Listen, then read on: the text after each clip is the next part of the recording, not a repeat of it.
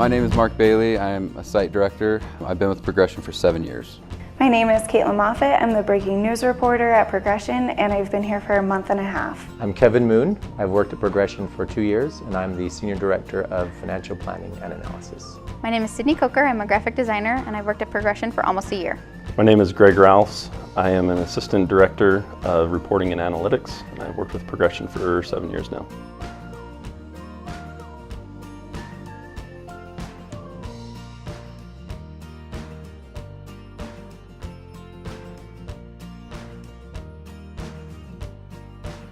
When I hear the word credit, I think of security, opportunity, just general hard work. When I hear credit, I think of cards, loans, and scores. Freedom, obligation, and borrowing.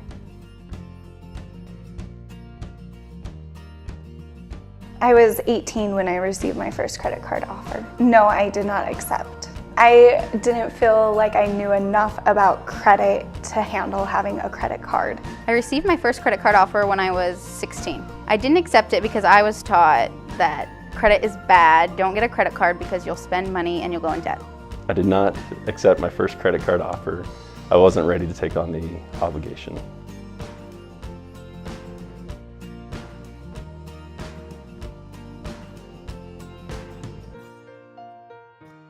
I first learned about credit when I was in high school because my friends were getting credit cards. I learned about credit from my parents as a young kid.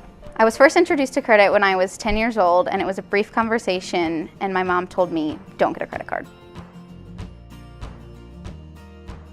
My parents and one of my professors in my second year of college were the biggest sources of education for me with credit. I never learned about credit in a high school class, but my parents taught me a lot about credit. Everything I learned was from my parents.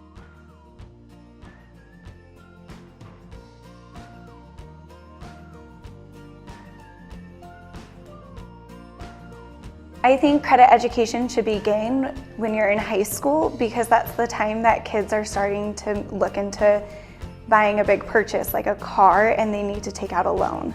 I think that young people should start to learn about credit when they're teenagers. I feel education on credit should be taught at a very young age.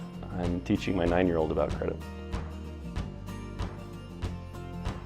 I think credit should be taught in a formal setting that is highly interactive, that allows individuals to see how their decisions make a big impact down the road. Credit should be taught both in the classroom and at home.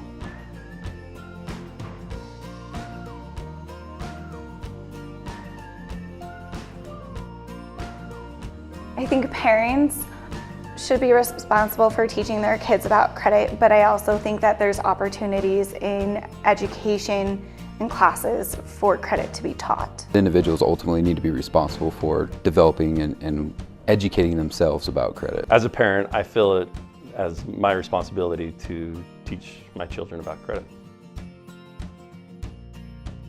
I would tell consumers to learn more about what is actually reported on your credit report and what factors into your scores. Hard work in general just isn't enough anymore. You could work hard every day, but at the end of the day, your credit report is a big part of your communication and it needs to be considered and it needs to be taken more seriously.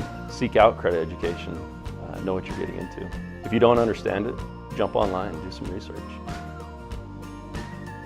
I wouldn't have the lifestyle that I do if it weren't for access to credit. Credit is important because it gives you the gateway to opportunities you wouldn't have otherwise. Credit matters because it influences your ability to live that American dream of owning a house and owning a car and having the freedom to do the things that you want to do. And that's why credit matters.